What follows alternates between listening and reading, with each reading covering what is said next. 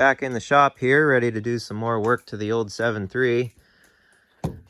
My performance chip and tuner finally showed up in the mail. I ended up going with the Edge Revolver 6 position here, and I ordered it off of Riff Raff. Good company, by the way, check them out. But they want your PCM code when you go to order one of these, so I got mine and punched it into the website when I ordered this. And everything should be matched up, no issues there. Now what I got to do is pull the e-brake assembly out so I can get to the back of the PCM and plug that chip in. But first I got to drop the inner fender a little bit in order to slide the PCM out under the hood after you unplug it. And then we're going to clean up the connection on the back side for this chip to plug into. I guess it's a common problem for people that are putting these in. They don't get them quite clean enough and they have issues, so we're just going to pull the whole thing out and clean it up real good. And then slap it back in. And then with the e-brake assembly out, I can plug it in and then route my wiring up to my switch and put it into the new instrument bezel that I got. So we'll be ripping this thing out of here too.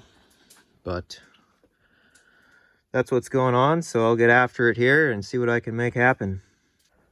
Unhook the batteries since we're playing with electrical here.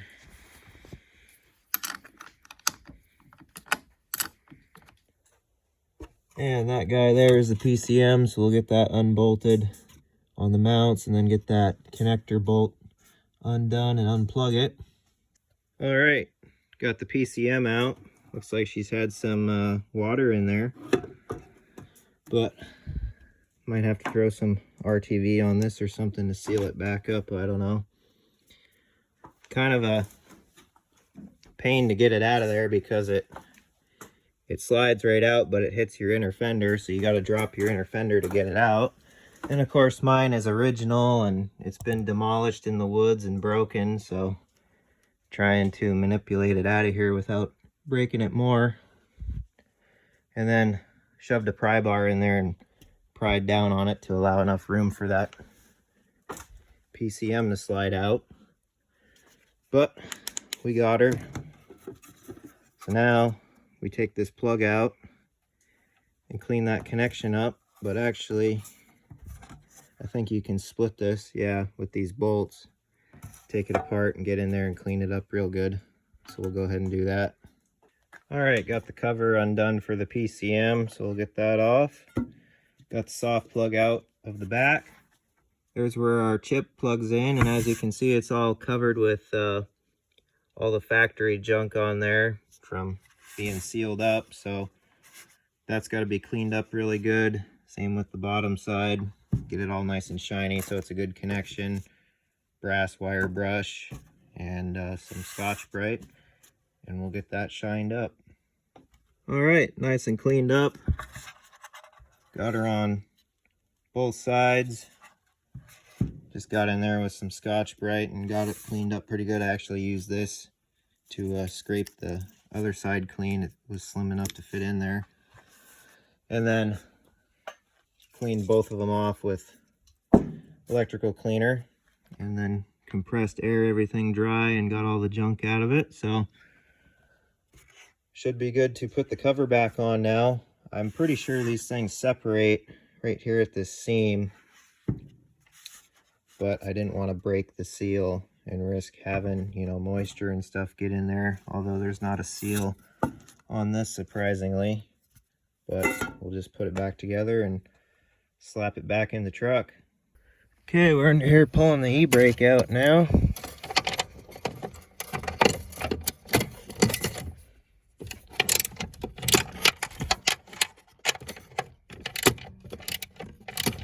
Okay, the PCM slid back in there. Got the e-brake assembly dropped out of there. And you can see it's really easy to get to now. So, now that that's all in there, I'm going to take this rubber thingy / cover, put some RTV around it so it'll seal up against the firewall good again. Hopefully keep any moisture out. Then we'll get that bolted back down and we'll plug our chip in. Got all kinds of goodies here. Now let's take a quick break from the wrenching because I've got a product to share with you guys. This video is brought to you by Brunt, the brand that is transforming workwear. For any of us folks here in the automotive or other types of trades work, it's important to have good quality workwear, something that is durable and will last you, but is also pretty affordable and won't break the bank. So that's where Brunt workwear comes in. These guys were kind enough to send me some work boots to try out, so let's open these puppies up and have a look at them. We got a nice slogan here on the box. Pretty cool. Even throw in a nice sticker.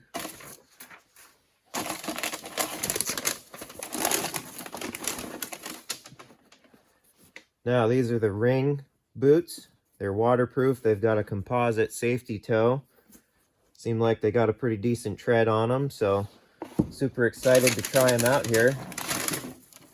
They look pretty sweet. Right out of the box, they seem like they're great quality, well made. I bet they'll hold up good in this harsh environment. Can't wait to throw them on and try them out. So quit fooling around and be sure to go check out Brunt. Use the discount code BackyardAlaskan10 for $10 off your first order. Go get yourself a good pair of boots. Big thanks to Brunt. Really like these things. They feel great already. So much appreciated for letting me try them out. We'll definitely put them to the test.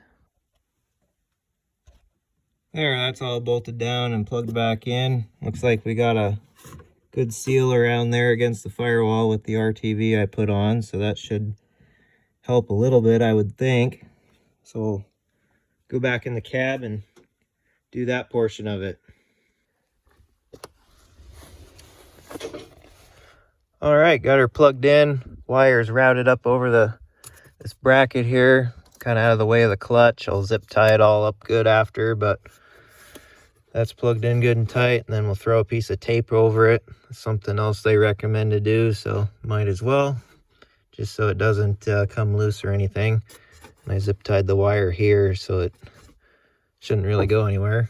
So we'll tape it and get the e-brake back in, and we'll start routing our wire. There, e-brake assembly's back in. Now I can rip this bezel off and replace it. Get rid of this, broken up, worn out, drilled out piece of junk. And then we'll mount our switch right there on the new one probably. We'll see how it looks when it's off and the best way to route it would be. Got it off. It's nice and dirty in here, so I'll kind of clean things up. Then get the new one in. Looking better already, getting it pretty clean.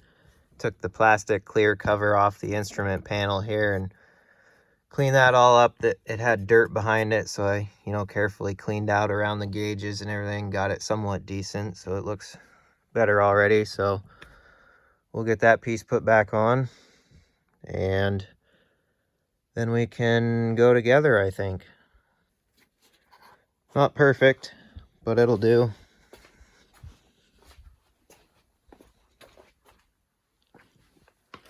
Definitely way better than it was.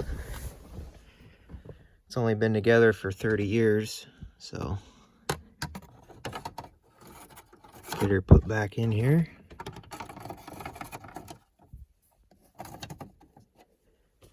There. All right, we're ready for our new bezel now. Also replaced a couple of the burnt out light bulbs in here, one of them being the four-wheel drive indicator, so perfect time to do that kind of stuff. Now we'll get the bezel ready. Just got to put the fuel tank selector into it and then the little wait to start light for the diesel stuff, and we can get that thing in here and then drill the holes for the tuner switch. Here's our new one. Get her flipped over here. Same with this one. We'll get that swap to there, and that swap to there. All right, it's pretty much in place. Figured out where I want the switch, and they give you this little template thing that tells you the drill bit sizes, so I'll get that drilled out, get the switch in there, then we can pop the bezel into place. There, new bezel's all in, trim's back on it. Got the switch fully mounted with the sticker behind there, and it indicates every single one pretty good. We'll put her back to number 1. Now we can hook the batteries up, fire this thing up, and see if everything's good. Then we'll go up to number 2, which is high idle, and we'll just confirm that that works. And then if all seems good, then all the other tunes should be good also, but we kind of need to go drive the thing after that, which still waiting on shifter parts, but we'll go ahead and do that. I'll have to go slap one of these fancy stickers that they sent me on the back window. All right, batteries are hooked up. We'll hop in her and see what happens.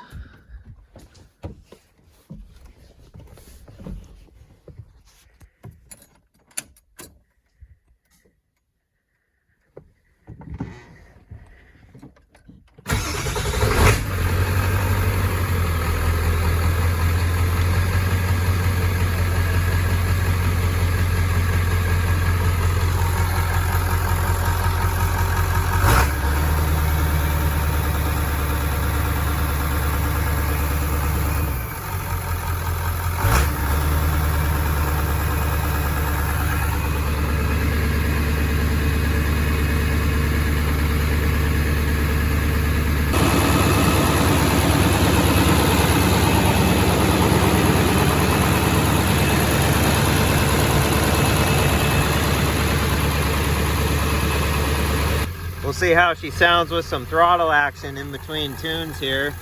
So we're on stock right now.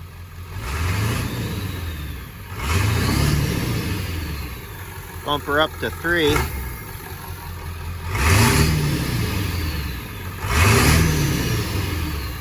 Way more responsive already. 4.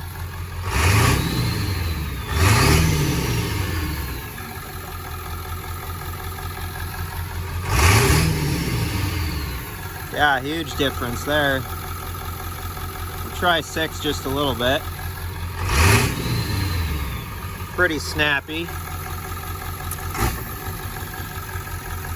Then high idle.